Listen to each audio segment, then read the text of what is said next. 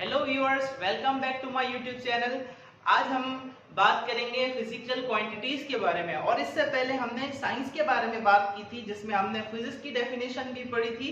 और एक और वीडियो हमने बनाई थी जिसमें हमने 12 ब्रांचेस ऑफ फिजिक्स के बारे में बात की थी। अगर आपने वो वीडियोस नहीं देखी हैं तो डिस्क्रिप्शन बॉक्स में उनका लिंक है, वो वीडियोस भी जरूर देख लीजिए। और फिर इस वीडियो पर आए तो ये वीडियो आपको बहुत ज्यादा फायदा पहुंचाएगी।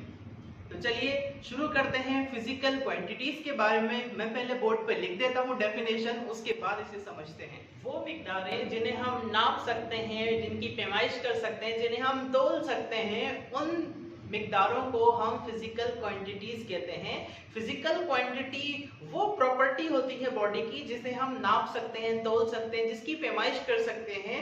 फिजिकल क्वांटिटी को बताने के लिए हम एक नंबर का इस्तेमाल करते हैं और एक इकाई का इस्तेमाल करते हैं। जैसे कि अगर मैं आपसे पूछूं ये मार्कर कितना बड़ा है, तो हम इसके बराबर में स्केल रखते हैं और स्केल से नाप के से देखते हैं, तब हमें पता चलता है कि ये 10 सेंटीमीटर का है। तो 10 एक नंबर है जिसे हम मैग्नीट्यूड भी कहते हैं, और सेंटीमीटर इसका यूनिट है, यानी कि इकाई है। तो फिजिकल क्वांटिटी को बताने के लिए नंबर यानी कि मैग्नीट्यूड भी होता है और साथ साथ उसके यूनिट भी होता है। तो फिजिकल क्वांटिटी वो जिस्म की खसूसियत होती है जिसे हम नाप सकते हैं, तौल सकते हैं और उस पर कुछ फिजिक्स के कानून लागू होते हो। डेफिनेशन भी देख लेते हैं। The property of a body which can be measured and governed by some laws of physics is called physical quantity। वो जिस्म की खसूसियात जिसे हम नाप सकते हैं, जिसकी पैमाइश कर सकते हैं और उस पे फिजिक्स के कुछ कानून लागू होते हो, उसे हम कहते हैं फिजिकल क्वांटिटी। जैसे कि मास 5 किलोग्राम, किसी भी चीज का मास अगर हम चीनी लेने जाते हैं या आटा लेने जाते हैं तो हम बोलते हैं 10 किलोग्राम आटा दे दो। तो 10 एक नंबर है और किलोग्राम उसका यूनिट। तो यानी ये दोनों चीजों को मिलाकर हम मैग्नीट्यूड कहते हैं। तो फिजिकल क्वांटिटी का एक मैग्नीट्यूड होता है, ओके, और एक यूनिट होता है। इसके अलावा ये जो यूनिट होता है जिसे हम इकाई भी कहते हैं, कि यूनिट क्या होता है इसकी भी डेफिनेशन हम देख लेते हैं साथ साथ। Unit the standard measurement used for the purpose of comparison is called unit. एक मखसूस पैमाइश जो हम नापने के लिए इस्तेमाल करते हैं उसे हम यूनिट कहते हैं। तो जब भी हम कपड़े वगैरह खरीदने जाते हैं तो आपने बाजार में देखा होगा कि दुकान वाले के पास एक कितनी लंबी रॉड होती है जिससे वो कंपेयर करके वो कपड़ा नाप के देता है हमें। तो वो जो रॉड होती है उसकी लंबाई, उसकी जो लेंथ है वो 1 मीटर की होती है। अब किसी भी दुकान वाले से अगर हम रॉड चेक करेंगे तो दो दुकानों की रॉड एक जितनी होगी, क्योंकि यूनिट की जो पैमाइश है वो एक जितनी होती है और मखसूस पैमाइश को ही यूनिट कहते हैं। जैसे मेरी घड़ी में जब 1 सेकंड गुजरेगा तभी आपकी घड़ी में 1 सेकंड गुजरेगा। तो 1 सेकंड का जो दौरानिया है वो तमाम घड़ियों में एक जैसा है। तो ये 1 सेकंड एक यूनिट है टाइम का। इसी तरह से मुख्तलिफ फिजिकल क्वांटिटीज के अलग अलग यूनिट्स होते हैं। मीटर लेंथ का यूनिट है, सेकंड टाइम का यूनिट है, केल्विन टेम्परेचर का यूनिट है और किलोग्राम मास का यूनिट है। तो इस तरह से मुख्तलिफ फिजिकल क्वांटिटीज के मुख्तलिफ यूनिट्स होते हैं। तो अब हम देखते हैं कि फिजिकल क्वांटिटीज कितने टाइप्स की होती है। मैंने डेफिनेशन बोर्ड पे लिख दी है। बेस क्वांटिटीज या फिर fundamental quantities, those physical quantities which cannot be shown in terms of other quantities are called base quantities or fundamental quantities. They are independent and there are 7 fundamental quantities। वो quantities जिसे हम दूसरी शक्ल में show नहीं कर सकते, दूसरी टर्म्स में शो नहीं कर सकते, ऐसी फिजिकल क्वांटिटीज कहलाती हैं फंडामेंटल फिजिकल क्वांटिटीज या फिर बेस फिजिकल क्वांटिटीज। ये इंडिपेंडेंट होती हैं, यानी कि किसी चीज पर डिपेंड नहीं करती हैं। और फिजिकल क्वांटिटीज जो बेस फिजिकल क्वांटिटीज होती हैं वो सिर्फ 7 फिजिकल क्वांटिटीज होती हैं। और वो 7 कौन कौन सी होती हैं? उनमें सबसे नंबर 1 पर है लेंथ। लेंथ का मतलब लंबाई। दो नुक्तों के दरमियान का जो फासला होता है उसे हम लेंथ कहते हैं और इसका जो यूनिट होता है वो मीटर होता है। 1 मीटर को यूनिट लेंथ कहते हैं। ओके, उसके अलावा हमारे पास है मैस। मैस का मतलब होता है कमियत। कोई चीज कितनी वजनी है, उसके अंदर क्वांटिटी ऑफ मैटर कितना है, उसको हम कहते हैं मैस।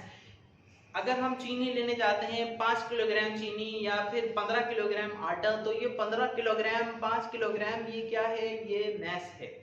इसके अलावा है टाइम। टाइम का मतलब होता है दौरानिया, वक्फा, दो इवेंट्स के दरमियान कितना गैप है, इस दौरानिये को, इस वक्फे को हम कहते हैं टाइम। टाइम का जो यूनिट होता है वो सेकंड होता है। और इसी तरह से टेम्परेचर, दर्जा हरारत, थर्मोडायनामिकल टेम्परेचर या टेम्परेचर क्या होता है, अगर हम किसी चीज को टच करते हैं वो हमें ठंडी महसूस होती है, दूसरी चीज को टच करते हैं वो हमें गर्म महसूस होती है। तो एक चीज ठंडी महसूस हो रही है और दूसरी चीज गर्म महसूस हो रही है, तो ये जिस चीज का फर्क है उसे ही हम टेम्परेचर कहते हैं, दर्जे हरारत। तो जब हमें बुखार होता है तो डॉक्टर हमें थर्मोमीटर से चेक करके बताता है कि हमारा कितना बुखार है। तो वो जो बुखार है एक्चुअली वो दरअसल टेम्परेचर ही है किसी एक बॉडी का। तो टेम्परेचर का मतलब दर्जे हरारत होता है। इसका यूनिट वैसे तो डिग्री सेंटीग्रेड भी होता है, फ़ारेनहाइट भी होता है, लेकिन हम जो फंडामेंटल फिजिकल क्वांटिटी में जो यूनिट इस्तेमाल करेंगे, फंडामेंटल यूनिट, वो है केल्विन। इलेक्ट्रिक करंट, एक वायर में इलेक्ट्रिक करंट फ्लो हो रहा है जिसकी वजह से कोई लाइट ग्लो कर रही है या फैन ऑन है, तो जो भी इलेक्ट्रिकल अप्लायंसेस काम करते हैं तो उनमें जो इलेक्ट्रिसिटी पहुंचती है वो वायर्स के थ्रू पहुंचती है। अब एक तार के अंदर, एक वायर के अंदर, इलेक्ट्रिकल कंडक्टर के अंदर जितने इलेक्ट्रॉन्स मूव करते हैं, जितने चार्जेस मूव करते हैं, उसे हम इलेक्ट्रिक करंट कहते हैं। तो जब भी कोई खास डायरेक्शन में चार्जेस मूव करते हैं कंडक्टर के अंदर, वो इलेक्ट्रिक करंट होता है। और इसका यूनिट एक साइंटिस्ट के नाम पे रखा है हमने, एम्पेयर। तो इसे हम कैपिटल ए से शो करते हैं, कैपिटल ए इसका सिंबल है, यानी कि इसकी अलामत है। उसके अलावा अमाउंट ऑफ सब्सटेंस, जब भी हम लेबोरेटरी में कोई भी चीज को बनाना चाहते हैं, जैसे अगर हमने पानी को बनाना है तो पानी का फॉर्मूला होता है H2O, 2 मोल्स हाइड्रोजन के और 1 मोल ऑक्सीजन का, ये मिलकर वाटर बनता है। तो H2O में हम 2 मोल्स लेते हैं, मतलब अगर हमने हाइड्रोजन को क्वांटिटी लेनी है तो 1 किलोग्राम या 2 किलोग्राम नहीं, जब हमें थोड़ा सा अमाउंट चाहिए होता है तो हम अमाउंट ऑफ सब्सटेंस को मोल्स में काउंट करते हैं। मोल, 1 मोल आपको पता है एटॉमिक मास, फार्मूला मास को अगर हम ग्राम में शो करते हैं तो वो 1 मोल के बराबर होता है। हाइड्रोजन का 1 मोल 1 ग्राम का होता है और ऑक्सीजन का 1 मोल 16 ग्राम का होता है, कार्बन का 1 मोल 12 ग्राम का होता है। तो ये 1 मोल जो है एक्चुअली क्या है, अमाउंट ऑफ सब्सटेंस है, किसी भी चीज की मिकदार है। और उसके अलावा हमारे पास आखिरी फिजिकल क्वांटिटी है ल्यूमिनस इंटेंसिटी, रोशनी की शिद्दत। कोई चीज कितनी ज्यादा रोशन है, उसमें से कितनी रोशनी निकल रही है, इसे हम ल्यूमिनस इंटेंसिटी कहते हैं। तो एक कैंडल के अंदर से कितनी रोशनी निकलती है या एक बल्ब में से कितनी रोशनी निकलती है, तो हम अंदाजा लगा सकते हैं कि एक कैंडल में से कम रोशनी निकलती है लेकिन एक लाइट बल्ब में से ज्यादा रोशनी निकलती है। तो किसी चीज में से कम रोशनी निकल रही है, किसी चीज में से ज्यादा रोशनी निकलती है, तो ये रोशनी की मिकदार जो होती है इसे भी हम नाप सकते हैं। ये रोशनी की मिकदार जो हम नापते हैं उसको हम नापते हैं कैंडिला में। ल्यूमिनस इंटेंसिटी का यूनिट होता है कैंडिला। कैंडिला कैंडल से निकला, इसे हम CD से शो करते हैं, CD इसकी अलामत है। तो ये सब जो है फंडामेंटल यूनिट्स हैं, metre, kilogram, second, kelvin, ampere, mole और ल्यूमिनस इंटेंसिटी, ये सब फंडामेंटल यूनिट्स कहलाते हैं। इसके अलावा दूसरी फिजिकल क्वांटिटी कौन सी होती है, दूसरी फिजिकल क्वांटिटी होती है derived units, derived physical quantity. Derived physical quantity कौन सी होती है, those physical quantities which can be shown in terms of other quantities are called derived quantities, they are dependent. वो फिजिकल क्वांटिटीज जिनको हम दूसरी क्वांटिटीज में शो कर सकते हैं, ऐसी फिजिकल क्वांटिटीज कहलाती हैं drive quantities. Drive quantities depend करती हैं फंडामेंटल क्वांटिटीज पर, इनको क्योंकि शो करने का दूसरा भी तरीका होता है, तो ये डिपेंडेंट होती हैं। जिस तरीके से अगर हमें अपने रूम के लिए कारपेट चाहिए तो हमें ये नहीं बताना कि सिर्फ हमें 2 मीटर लंबा कारपेट चाहिए, लेकिन हमें इसकी चौड़ाई भी बतानी कि 1.5 मीटर चौड़ा और 3 मीटर लंबा हमें कारपेट दो। तो ये पूरा एरिया होता है, लंबाई और चौड़ाई को मिलाकर एरिया बनता है। तो एरिया एक ड्राइव क्वांटिटी है जिसे हम लंबाई और चौड़ाई को ज़रब करके हासिल करते हैं। लेंथ का यूनिट मीटर होता है, विड्थ का यूनिट भी मीटर होता है। तो मीटर को मीटर से मल्टीप्लाई करेंगे तो ये आ जाएगा मीटर स्क्वायर, यानी कि मीटर की पावर 2। इसको स्क्वायर मीटर भी पढ़ते हैं या मीटर स्क्वायर भी कह सकते हैं। और अगर हमारे पास एक बॉक्स है और दूसरा बॉक्स थोड़ा बड़ा है, इसमें ज्यादा सामान आ सकता है, कोई चीज कितनी ज्यादा आ सकती है तो वो चीज कितना स्पेस घेरती है, इसे हम वॉल्यूम कहते हैं। वॉल्यूम यानी कि हजम, लेंथ, विड्थ और हाइट तीनों चीजों को ज़रब करके जो हम हासिल करते हैं वो एक्चुअली वॉल्यूम होता है। Length multiply by width multiply by height, ये इसका फॉर्मूला है। और लेंथ का यूनिट भी मीटर होता है, विड्थ का यूनिट भी मीटर और हाइट का यूनिट भी मीटर होता है। तो वॉल्यूम का जो यूनिट होता है वो मीटर की पावर 3, जिसे हम क्यूबिक मीटर भी कहते हैं या फिर मीटर क्यूब भी कहते हैं।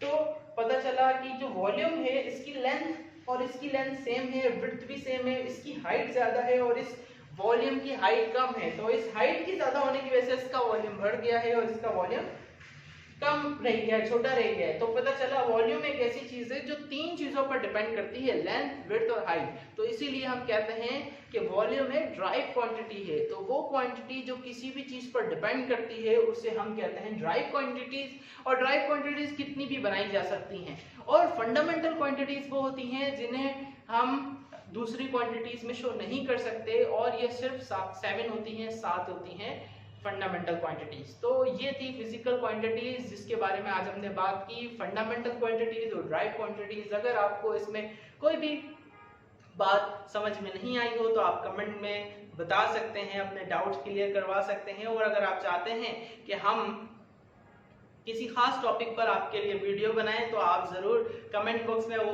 टॉपिक बताएं। इंशाल्लाह बहुत जल्द उस टॉपिक पे एक ऑथेंटिक वीडियो हम अपलोड करेंगे।